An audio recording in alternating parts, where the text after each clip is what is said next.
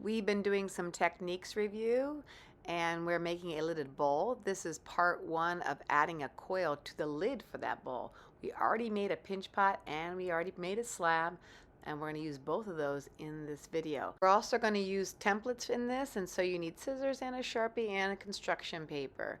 Before you even get started, make sure that that bowl that you made is nice and round, the lip is level, it's all consistent. All right, now what I'm going to do is I'm going to do a tracing of the circumference of this bowl, and we're going to use that later. I did use my Sharpie, and yes, it did mark on my bowl, but that'll come off in the kiln. But I did make sure I didn't press hard and actually indent my bowl. I'm going to cut out that tracing with my scissors. I'm going to stay a little bit on the outside edge of the mark. The goal is that it actually perfectly matches the bowl. If it doesn't, do a little trimming. Now we're going to use the slab that we previously created to make a lid for this bowl. I could set down this template I just made, but that's not why we made it. Instead, I prefer to actually set down my bowl, and then I'm going to use a needle tool, and I like to hold it as vertically as I can. I actually had to tilt it here for the camera, but if I were doing it without a camera above me, I would have tried to keep it a little bit straighter. The first time around it was nice and light, and then I'm going to do multiple times around it, and you're going to notice that if it makes it easier to turn your mat or turn your bowl to get the tracing done without digging into your bowl, just kind of pivot everything. It should come away cleanly. Look at that. I now have this lid that perfectly matches the bowl. I'm going to take that slab off so it doesn't get stuck to my bowl, and then I'm going to take time to smooth everything out.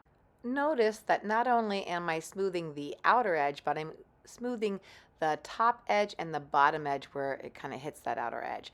Now I'm taking that template that I cut before, and the whole point behind this template is that I'm going to use it to find the inside dimension of this bowl. So I folded it in half, I laid it on top, I'm getting a Sharpie, and I'm going to mark just where the lip is, right? So there's a certain thickness to the lip, and I marked that with my Sharpie on both sides. Now I'm going to travel around, and I'm going to kind of create this dot to dot, and it is going to maintain that space, the thickness of my lip, which is probably about 1/4 of an inch, all the way around. Now I'm trimming that, and what should happen is I should be able to lay that gently inside. If you find when you set it in it's a little too big, go ahead and do a little trimming. Notice that we have a lid and we have a bowl, but it would just slide right off. So we're going to use this template, we're going to lay it down and trace gently around it, and that is where we're going to have a mark where we're going to add a coil, which is going to prevent our lid from sliding off.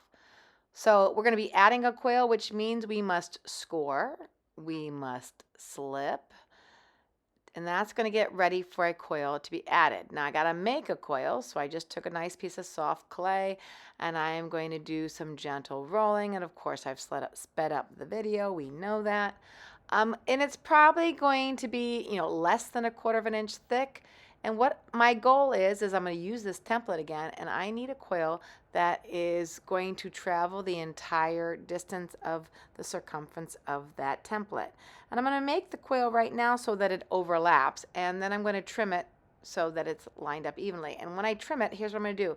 I have it overlapped, and I'm going to cut on a diagonal. So here I go. I have the coil overlapped, and I'm taking my needle tool and I am slicing so that it's on a diagonal.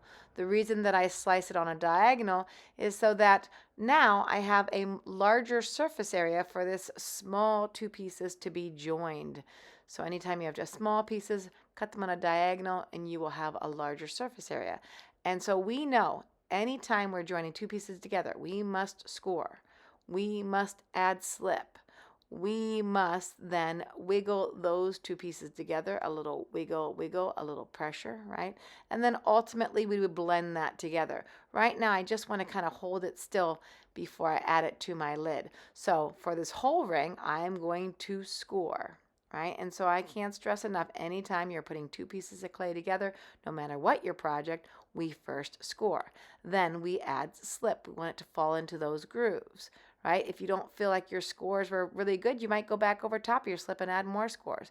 Now I'm laying the two scores together and I'm giving it a little wiggle, a little pressure, but it's still not fully attached, right? And then the next steps are blending. This blending right here is kind of helping get rid of some of the slip. You don't want crazy amounts of kind of liquid on your clay. You want it to slip for attachment, but not for kind of making your clay too wet and mushy. All right, now here's what's happening. As you're going to put it onto your bowl, and just if you give it a slight little wiggle back and forth, now you find that it's not going to slide off. And so I know that I've got about the right size, and now what I'm going to do is spend a lot of time smoothing, blending, perfecting, and whatever tool works. So we have a decent number of tools, including your fingers, and so your goal will be to keep the coil round, keep your coil a consistent thickness, keep it smooth. Make sure that you are constantly testing it. What I'm testing it for is making sure that if I put my lid onto the bowl and I move it back and forth, there's a slight movement back and forth. You definitely want a slight movement. That way you know that as it dries, it's not going to be actually stuck inside your bowl.